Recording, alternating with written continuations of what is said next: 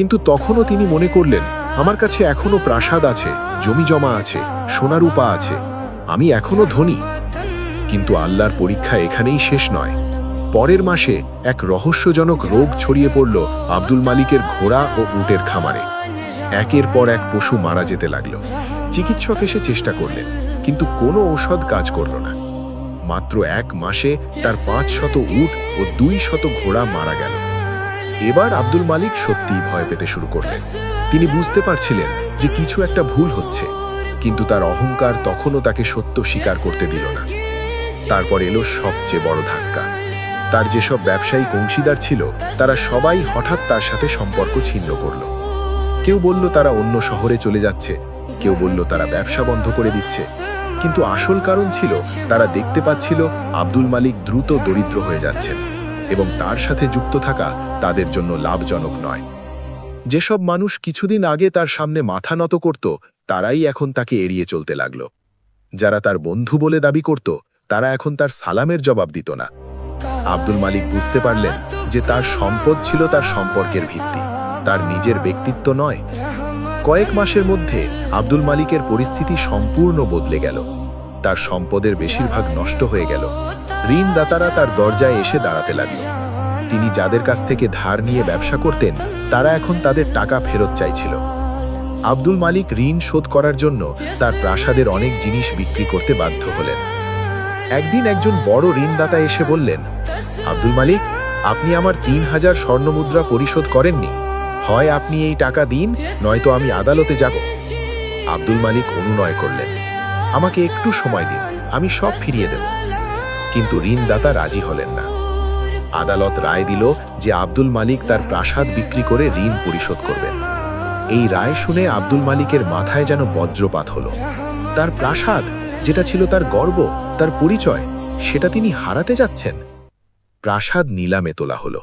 একজন নতুন ব্যবসায়ী সেটা কিনে নিলেন। আব্দুল মালিককে তার নিজের প্রাসাদ ছেড়ে চলে যেতে হলো। তিনি শুধু কিছু কাপড় এবং সামান্য টাকা নিয়ে বেরোলেন। যে মানুষ কিছুদিন আগে রেশমি পোশাক পরে হাতিতে চড়ে বেরোতেন, তিনি এখন পায়ে হেঁটে সাধারণ পথ দিয়ে হাঁটছেন। যে মানুষের চারপাশে সবসময় 10 জন সেবক থাকত, তিনি এখন একদম একা। কেউ তার দিকে তাকাচ্ছে না, কেউ সালাম দিচ্ছে না। আব্দুল মালিক একটা ছোট ভাড়া বাসায় উঠলেন। তিনি ভাবলেন, আমি আবার শুরু করব, আমি আবার ধনী হব। কিন্তু ব্যবসা শুরু করার মতো পুঁজি তার কাছে ছিল না। তিনি যাদের কাছে সাহায্য চাইলেন, তারা সবাই এড়িয়ে গেল। ধীরে ধীরে তার অবস্থা আরও খারাপ হতে লাগল। ভাড়া দিতে না পেরে বাড়িওয়ালা তাকে বের করে দিল। তিনি রাস্তায় এসে দাঁড়ালেন, সম্পদহীন, আশ্রয়হীন, অসহায়। কিছুদিন তিনি বন্ধুদের দরজায় দরজায় ঘুরলেন, কিন্তু যারা আগে তার পায়ে পড়ে থাকত, তারা এখন দরজা খুলছে না। এক বন্ধু তো সরাসরি বলে দিল, আমি দরিদ্র মানুষদের সাথে মিশি না, তুমি আগে ধনী হয়ে এসো, তারপর কথা হবে। এই কথা শুনে আব্দুল মালিকের চোখে পানি এসে গেল। তিনি বুঝলেন তিনি অন্যদের সাথে কেমন ব্যবহার করতেন। দরিদ্রদের যেভাবে অপমান করতেন, এখন সেভাবেই তিনি অপমানিত হচ্ছেন। ক্ষুধার তাড়নায় একদিন আব্দুল মালিক বাজারে গেলেন। তিনি ভাবলেন হয়তো কোনো দোকানদার তাকে চিনবে এবং কিছু খাবার দেবে, কিন্তু সবাই তাকে ভিখারি ভেবে তাড়িয়ে দিল। একজন দোকানদার তো বলল, দূর হও, আমার দোকানের সামনে ভিক্ষা করো না, খদ্দেররা পালিয়ে যাবে। অনাহারে কাতর হয়ে আব্দুল মালিক অবশেষে একটা সিদ্ধান্ত নিলেন, যা তিনি কখনো ভাবেননি। তিনি ভিক্ষা করবেন, হাত পাতবেন মানুষের সামনে। যে কাজটা তিনি সবচেয়ে ঘৃণা করতেন, সেই কাজই তাকে করতে হবে। প্রথম দিন ভিক্ষা করতে গিয়ে তার হাত কাঁপছিল, গলা শুকিয়ে যাচ্ছিল। তিনি একজন মহিলার কাছে হাত বাড়িয়ে বললেন, আল্লাহর ওয়াস্তে কিছু দান করুন। মহিলা একটা ছোট রুটি দিয়ে চলে গেলেন। সেই রুটি হাতে নিয়ে আব্দুল মালিক কাঁদতে শুরু করলেন। কিছুদিন আগে যিনি বিশাল ভোজসভার আয়োজন করতেন, তিনি আজ একটা ছোট রুটির জন্য হাত পেতেছেন। দিন যত যাচ্ছিল, আব্দুল মালিকের অবস্থা তত খারাপ হচ্ছিল। তার পোশাক ছেড়ে গেল, শরীর শুকিয়ে গেল, চেহারায় বয়সের ছাপ স্পষ্ট হয়ে উঠল। যে মানুষ নিজের সৌন্দর্য নিয়ে গর্ব করতেন, তিনি এখন আয়নায় নিজের মুখ দেখতে ভয় পান।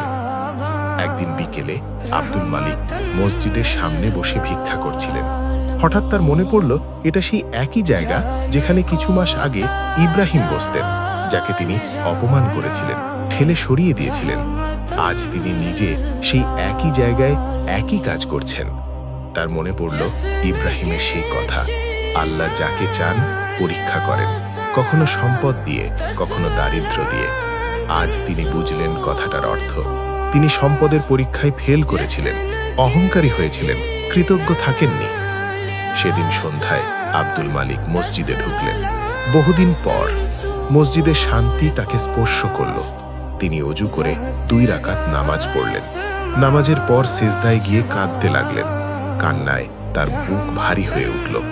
ইয়া আল্লাহ, আমি গুনাহগার, আমি অহংকারী ছিলাম। আমি ভাবতাম আমার সম্পদ আমার নিজের যোগ্যতার ফল।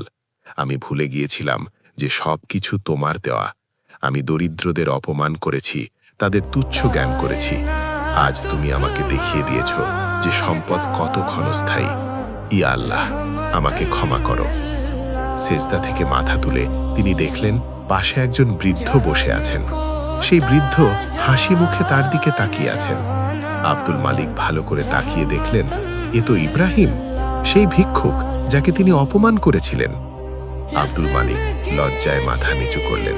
তিনি কিছু বলতে পারছিলেন না, কিন্তু ইব্রাহিম এগিয়ে এসে তার কাঁধে হাত রেখে বললেন, ভাই, মাথা তুলুন, আল্লাহ ক্ষমাশীল। আব্দুল মালিক অবাক হয়ে বললেন, আপনি আমাকে চিনেছেন?